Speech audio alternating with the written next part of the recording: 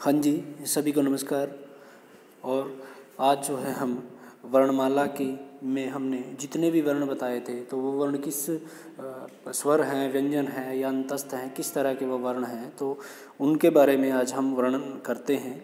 तो वर्णमाला में हमने सभी वर्णों को बता दिया था। तो सर्वप्रथम जो है वर्ण दिए हुए हैं, वर्ण की डेफिनेशन क्या होती है, क्या होता है वर्ण।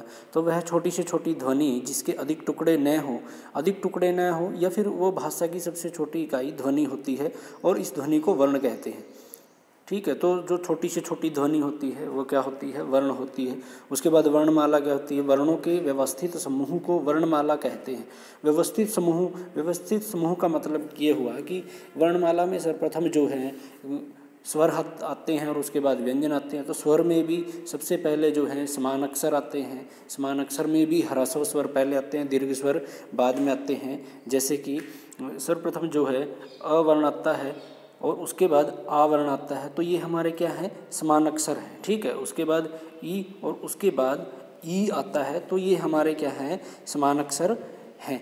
और इनके बाद जो है ये जो अ है ये क्या है, ह्रस्व स्वर है और ये आ क्या है, दीर्घ स्वर है। तो इस तरह से ये आते हैं और उसके बाद ए ऐ ओ औ अंग अह, इस तरह से ये सभी स्वर आते हैं। और उसके बाद जो है क्वर्ग।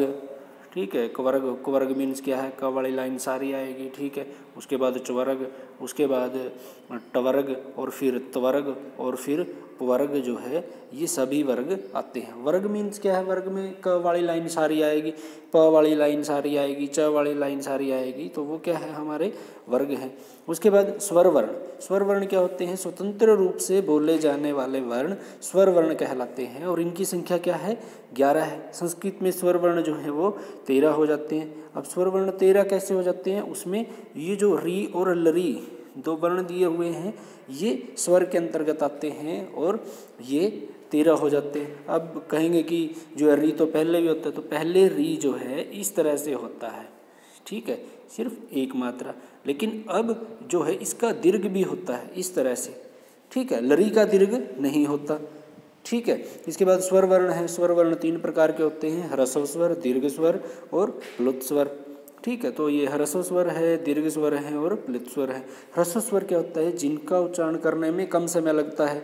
जैसे अ ई उ री, जितने बीच समान अक्षर हैं हमारे, जो अ आ ई वाली फर्स्ट लाइन में आते हैं, वो क्या है, हमारे समान अक्षर। और उन समान अक्षरों में जो है जो ये ह्रस्व दिए हुए हैं, अ ई उ री, ह्रस्व मीन्स जो छोटे स्वर हैं जिनमें सिर्फ एक मात्रा लगती है, उन जिनका उच्चारण करने में एक मात्रा का ही समय लगता है, उसे हम स्वर वर्ण कहते हैं या ह्रस्व स्वर कहते हैं। उसके बाद दीर्घ स्वर है, जिन वर्णों के उच्चारण में ह्रस्व स्वर से अधिक समय लगता है, मतलब 2 मात्राओं का समय लगता है, तो वो जो दीर्घ समान अक्षर हैं वो आते हैं। और ए ऐ ओ औ ये सभी आते हैं। ठीक है, जैसा कि आपको ये लिखे हुए हैं, ये सभी क्या हैं, हमारे दीर्घ स्वर हैं।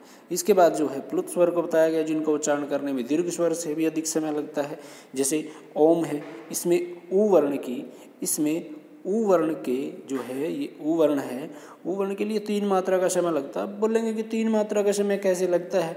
ठीक है, ये ओम, जैसे ओम में हमने ये इस तरह से लिखा। ठीक है, तो अब देखिए औ में एक तो ये हो गया उ, ये ऊ हो गया, इसकी एक मात्रा होती है, सभी को पता है एक मात्रा होती है। अब इसके नीचे जो है ये इस तरह से जो है एक ऐसे, ये बड़ा ऊ की मात्रा है, तो बड़ा ऊ मतलब ऊ की मात्रा है, तो उसके लिए 2 मात्रा का प्रयोग करते हैं। तो ये 2 और 1 3, ठीक है, 3 मात्रा का समय। इस तरह से हम कह सकते हैं कि प्लुत स्वर में 3 मात्राओं का समय लगता है। उसके बाद है व्यंजन वर्ण, तो स्वर की सहायता से बोले जाने वाले वर्ण व्यंजन कहलाते हैं।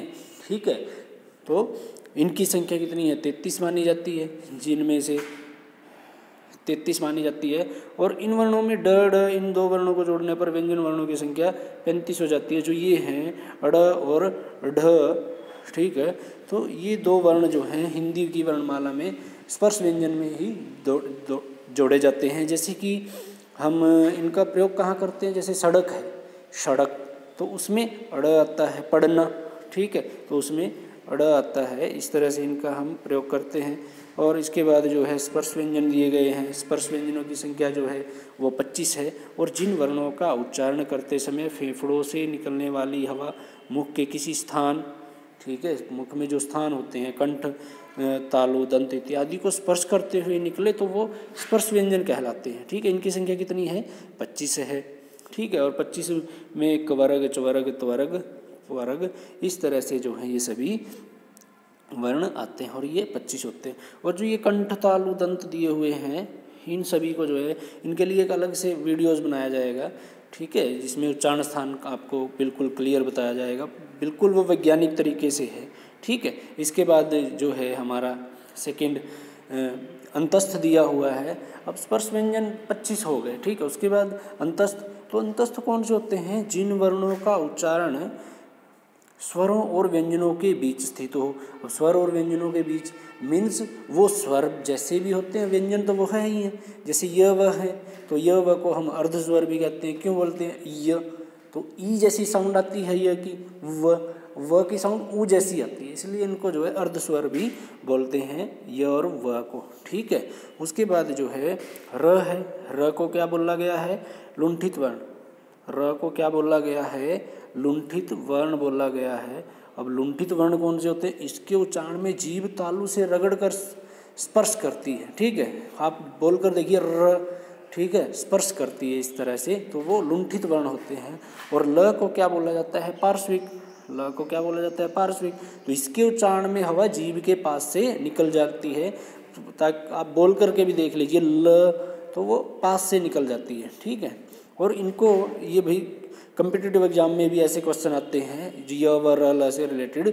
तो य व को याद रखना है, अर्धस्वर कहते हैं। और र, इनको हम ऐसे भी याद रख सकते हैं कि लुंठित है, लुंठित र होता है। अब लुंठित र है, जबकि लुंठित शब्द में देखें तो र है ही नहीं, तो लुंठित को ल और र को पार्श्विक, इस तरह से याद रख सकते हैं। ठीक है ना, कि पार्श्विक वर्ण कौन सा है? पार्श्विक में र आता है, लेकिन र वाला नहीं, कौन सा है? ल वाला आएगा। ठीक है, इसके बाद है ऊष्म व्यंजन या संघर्षी। जिन व्यंजन वर्णों का उच्चारण करते समय वायु मुख में किसी विशेष स्थान पर घर्षण या रगड़ खाकर निकले और ऊष्मा पैदा करे तो वो ऊष्म व्यंजन होते हैं। ऊष्म का मतलब गर्मी सी पैदा करते हैं जो, जैसे श, स और ह। ठीक है, इनका उच्चारण स्थान दिया हुआ है ये कि डिफरेंस करने के लिए। ये तालु है और ये मूर्धा है श, और ये स वर्त्स्य दंतमूल या मसूढ़ा। ठीक है, मसूढ़ा तो वर्त्स्य और दंतमूल जो दांतों के मूल में है, अंदर की तरफ बिल्कुल पास में है, जिसे हम मसूढ़ा भी बोलते हैं भाई। ठीक है, और ह है, ह कंठ के अंदर स्थित ह। ठीक है, वो किसी को टच नहीं कर रही आवाज़, डायरेक्ट जो है गले से आवाज़ आ रही है ह। ठीक है, तो ये 4 होते हैं। और संयुक्त व्यंजन है। संयुक्त व्यंजन 2 या 2 से अधिक व्यंजनों से मिलकर बनते हैं। जैसे अक्ष दिया हुआ है, अक्ष में क और श और अ, जो ये श और अ दिया हुआ है, इसको हम इकट्ठा भी ऐसे भी लिख सकते हैं श। ठीक है, और क ऐसे हलंत। ठीक है, बीच में प्लस।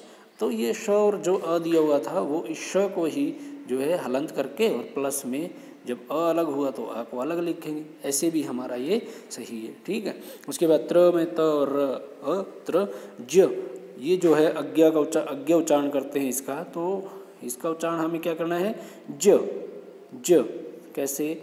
मान लो इसमें ज आया है और अय्य आया है और प्लस में अ है, तो क्या बोल लेंगे इसको? वर्ण कौन कौन से आए हैं? ज, अय्य और ज। ज्ञान। ठीक है, विज्ञान, वैज्ञानिक, इस तरह से हम इसका जो उच्चारण जो है ज करेंगे। ठीक है, उसके बाद श्र दिया हुआ है, श र अ श्र।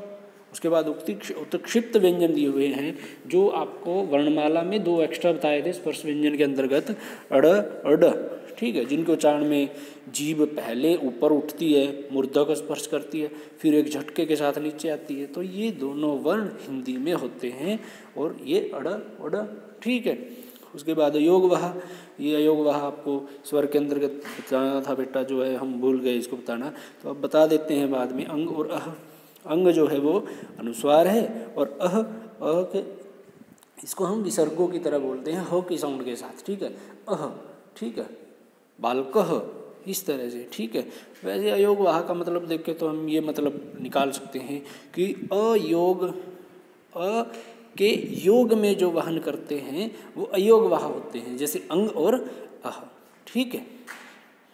ठीक है बेटा, तो आप कैसी लगी ये वीडियो? तो इस वीडियो को जो है बेटा लाइक करें और ज़्यादा से ज़्यादा जो है अपने ग्रुप्स में शेयर करें और चैनल को सब्सक्राइब करें। ठीक है बेटा, ओके, थैंक यू।